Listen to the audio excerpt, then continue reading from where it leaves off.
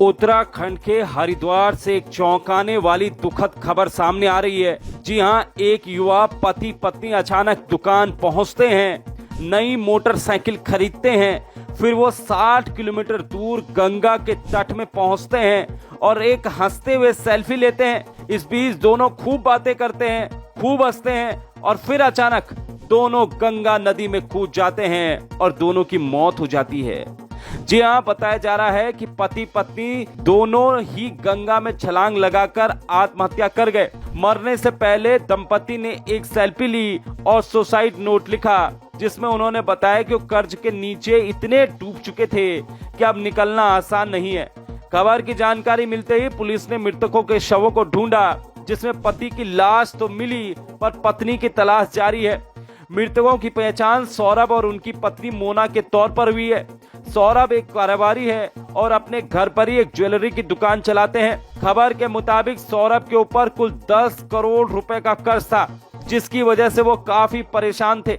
ये बात उसने अपनी पत्नी के साथ भी साझा की और दोनों ने सुसाइड करने की सोची। सौरभ अपनी पत्नी के साथ बाइक पर 80 किलोमीटर दूर, जहां उन्होंने गंगा में कूदकर अपनी जान दे दी। मरने से पहले कपल अपनी एक सेल्फी ली, जिसे उन्होंने व्हाट्सएप ग्रुप में साझा किया और एक सुसाइड नोट भी भेजा, जिसमें उन्होंने बताया कि वो कर्ज तले दब चुके हैं। इस कर्ज का भार इतना है कि वो चाहकर भी इससे उबर नहीं सकते। लगभग 10 करोड़ के कर्ज के शिकार सौरभ ने अपनी पत्नी के साथ गंगा में कूदकर जान दे दी। सौरभ ने सुसाइड नोट में लिखा कि मैं सौरभ कर्ज के दलदल में इस कदर फंस चुका हूँ कि बाहर निकलने का कोई रास्ता नहीं बचा है।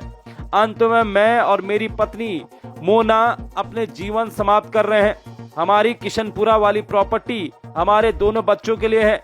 हमारे दोनों बच्चे नानी के घर रहेंगे। इनका जीवन अब हम उनके हवाले करने जा रहे हैं। बच्चे वहीं पर रहेंगे। हमें किसी पर भरोसा नहीं है। हमारे लेनदारों को हमने अंधाधुंध ब्याज दिया है। अब हम और नहीं दे पा रहे हैं। हम जहां सुसाइड करेंगे उस जगह जाकर हम व्हाट्सएप पर फोटो शेयर करेंगे। इस दुनिया को अलविदा। मरने वाले कपल के 2 बच्चे भी हैं, जिनमें एक 12 साल की बच्ची और एक 10 साल का बेटा है। उनका बेटा अपाहिज है। मरने से पहले उन्होंने बच्चों को नानी के घर छोड़ा और बहाना बनाया कि वो किसी जरूरी काम के लिए जा रहे हैं और जल्द ही लौटेंगे, जिसके बाद वो हरिद्वार गए और वहां उन्होंने सुसाइड कर लिया। तो उत्तराखंड के हरिद्वार से ये बड़ी खबर।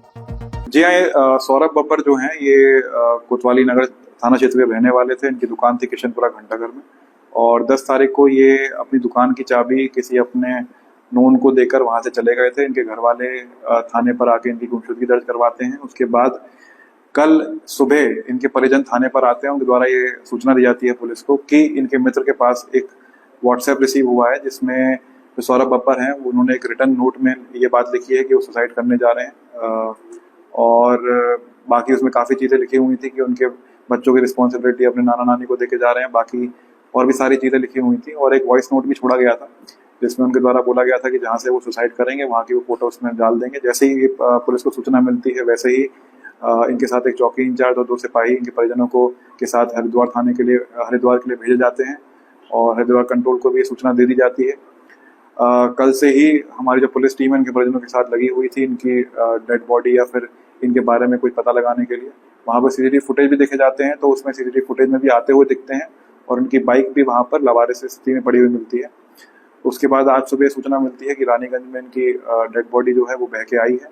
अभी तक इनकी पत्नी का कुछ पता नहीं चला है, उसकी बॉडी अभी रिकवर नहीं हुई है और आगे कार्रवाई जो पंचायतनामा है और जो पीएम है वो हरिद्वार पुलिस द्वारा भरवाया गया है और जो भी इसमें आगे तहरीर घर वालों की तरफ से दी जाएगी या जो भी जांच में इसमें तथ्य सामने आएंगे उसके अनुसार इसमें विधिक कार्रवाई की जाएगी। जी, जैसे मैंने आपको बताया, जो भी तहरीर इनके घर वाले देते हैं और जो भी इसमें जांच में तथ्य प्रकाश में आते हैं उसके अनुसार इसमें विधिक कार्रवाई की जाएगी।